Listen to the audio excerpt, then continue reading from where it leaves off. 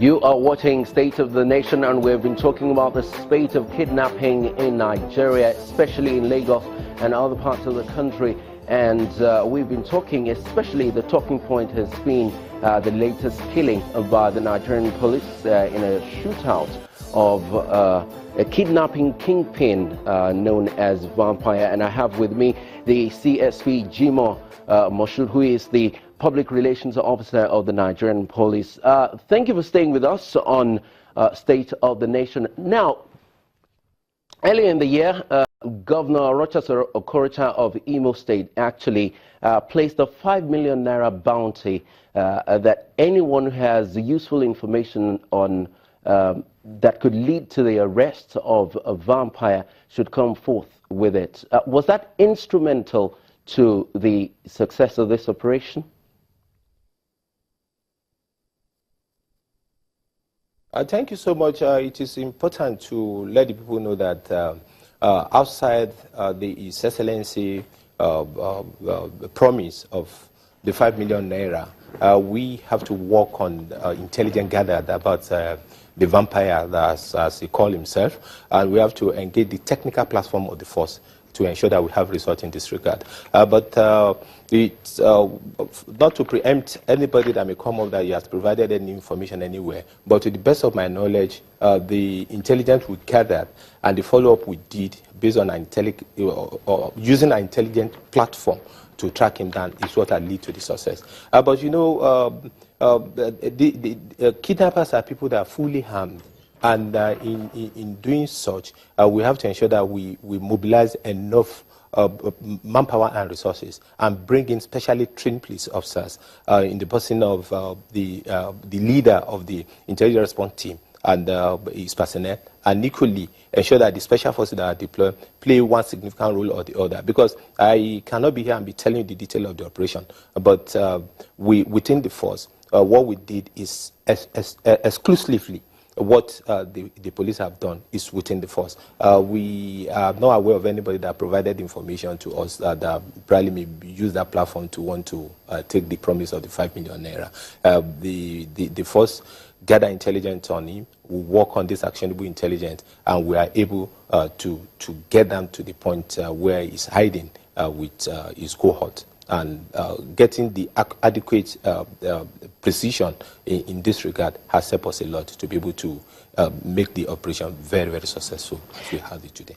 Now, many people have said, have suggested that one of the reasons why the spate of kidnapping in Nigeria has escalated is the financial value attached to it, that many kidnapped victims, their families usually end up paying, and even the police knows about it. What's your response to this? Thank you so much. Oftentimes we come on here, we use every available fora to inform the people to discourage them from paying ransom.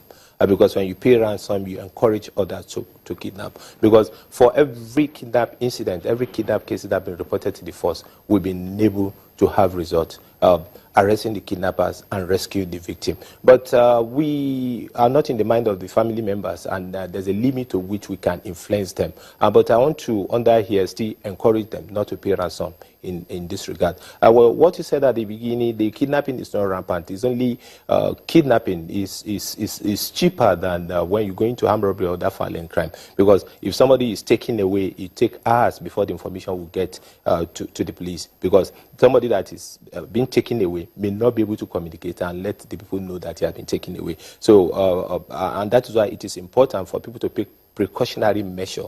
When you are going out, you ensure that your family know where you are going. So if there's problem on the way and you are not being located, we can get the information promptly. But for every I think it's accurate to say that there's not been an increase in cases of kidnapping in Nigeria lately. We have several cases in Ekwe. In fact, the farming community there, the people there have abandoned their land, and farming has stopped in that axis of Lagos because of the high rate of kidnapping there. And we also know that the police has deployed its men there, but that has not drastically reduced the cases of kidnappings there.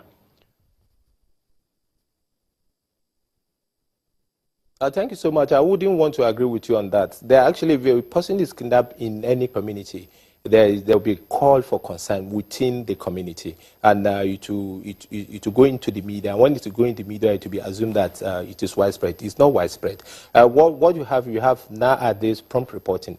You know, you have the new media, you have the traditional media that are ensuring that every news that get out to the people get out to them on time, and this tend to create a sort of fear in the mind of the people, and that is why the police in Lagos, under the Commissioner of Police there, have been assuring people around, especially where you have make reference to.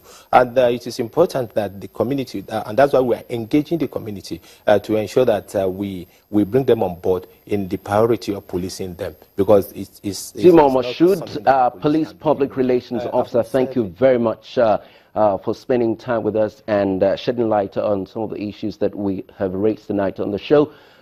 State of the Nation. I've been speaking with the Police Public Relations Officer, CSP Jimoh Moshood. Thank you for joining us on the show. Now we go to the northeastern part of the country, Borno State particularly, where we're talking to the commander of Operations Lafia Dole. We understand that there has been a bombing incident in Borno State today.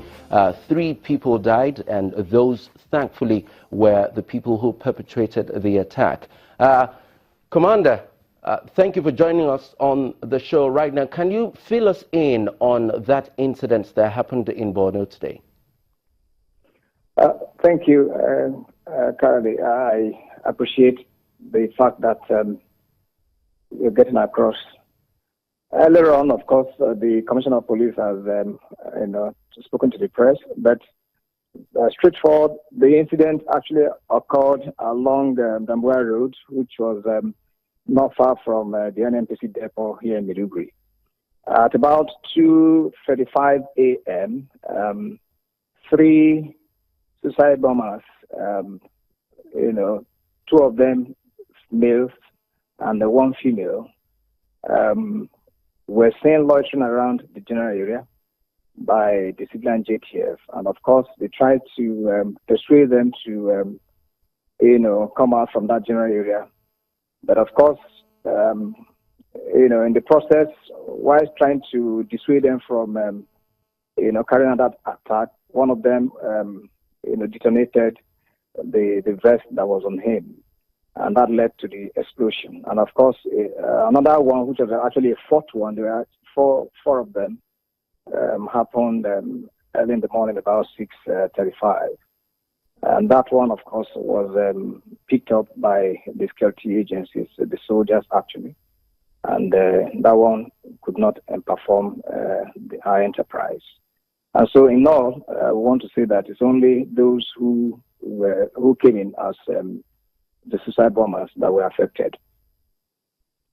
General Lucky Irabo, commander of Operation Lafia Dole, happening in the country's northeast, where insurgency is being fought to a standstill. Thank you very much for joining us on State of the Nation. And that's the program, State of the Nation. Thank you so very kindly for joining us on the show today. I'm Kayode Alayande. Thank you for watching.